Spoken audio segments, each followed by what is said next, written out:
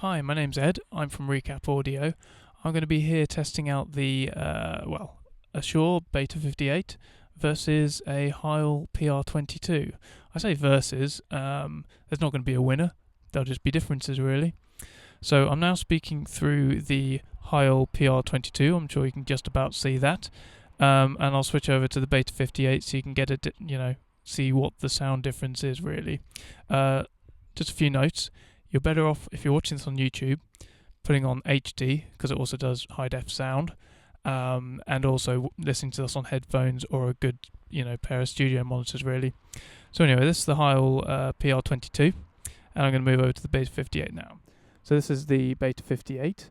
Hopefully you can hear some kind of difference between the two. I don't have any monitoring or headphones on at the moment, so I can't, but I do know there are some fundamental differences. The Beta 58 is a lot more rounded in the low end. There's a lot more low kind of energy there. It's also it sounds a little bit more muffled at the top end, but not a lot. I'm using these mainly for live use. And you've got to remember when you're using them live, if you have too much in the top end, it gets quite harsh. So I'm just going to switch back to the PR22, and you should be able to notice a bit more clarity in that. But as I just said previously, that clarity can sometimes become harsh when you're using it live. Now, I've been messing around with this earlier, and with the PR22, you can actually add, some low mids to kind of warm it up a little bit, and it does make this mic sound a lot better. I used it live last weekend, and that's what I ended up doing, adding a lot to the low end just to get it just a bit warmer for the show. The other thing I found is being a cardioid mic, cardioid mic rather than supercardioid, which the Beta 58 is, it tends to pick up more from the side and the back. So using it on loud stages, you've kind of got to be a little bit careful. But we're going to do a test with that anyway now. So I've got a little pair of earbuds. I'm just going to switch back to the Beta 58. So, as I was saying, I've got a pair of earbuds here.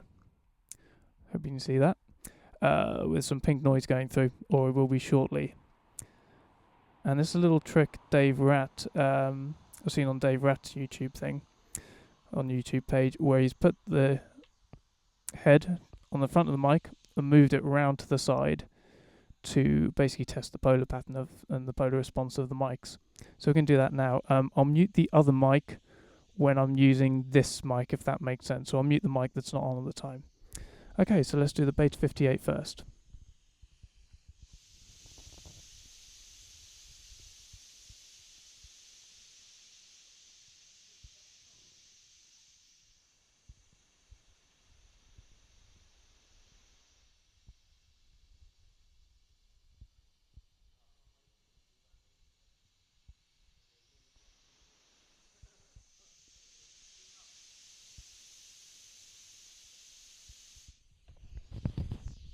Now the PR22.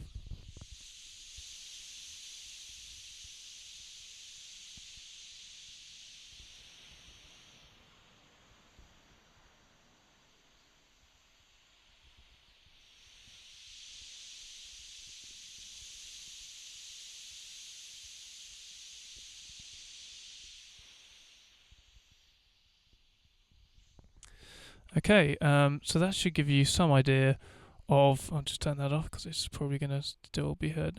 That should give you some idea of the response of the two from the side.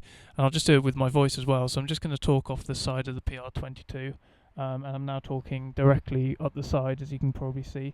And now I'm talking from the back as well. So you should be able to hear that kind of tailing off a little bit. I'm going to do the same on the Beta 58, and I'm going to talk around the side and back and tail off. And I'm now talking behind the Beta 58 and coming back around the front. So you should be able to hear a difference there between the two mics. As I said, the PR22 is useful. It's got lots of top end. It sounds clear. It sounds nice when you're recording. But as I said, the worry is live. It might just get a little bit harsh. You can obviously tail that off and do a bit of EQ on the gig, so that's fine.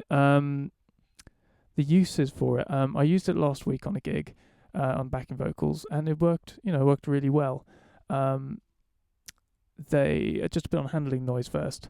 There is quite a lot of handling noise on the PR22. I know the PR20 was improved to be the PR22 with less handling noise, but there still is a little bit. So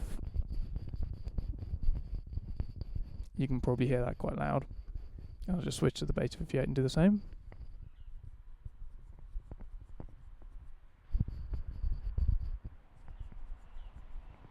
So you can hear the PR22 has a lot more handling noise, which means it's best really suited to static operations, so on mic stands. As I said, because of the cardioid response, it's best for singers who either don't sing directly on the mic, who are going to sing back a little bit, so back here. So it's best for singers who are going to sing off mic. It's best for quieter stages, and it's also you could probably you use it quite successfully on guitar amps, also louder sources on loud stages, or quieter sources on quieter stages, if that makes sense. So on a loud stage, guitar amp, snare drum, that kind of thing, maybe a backing vocalist if they're away from the kit, because you don't want it to effectively become a drum kit overhead. And on quieter stages, backing vocals, and I would consider using it on lead vocals in maybe a jazz setting or something like that, something where the stage volume is quieter. So overall, a very useful microphone, and glad to have it with me to complement the other ones.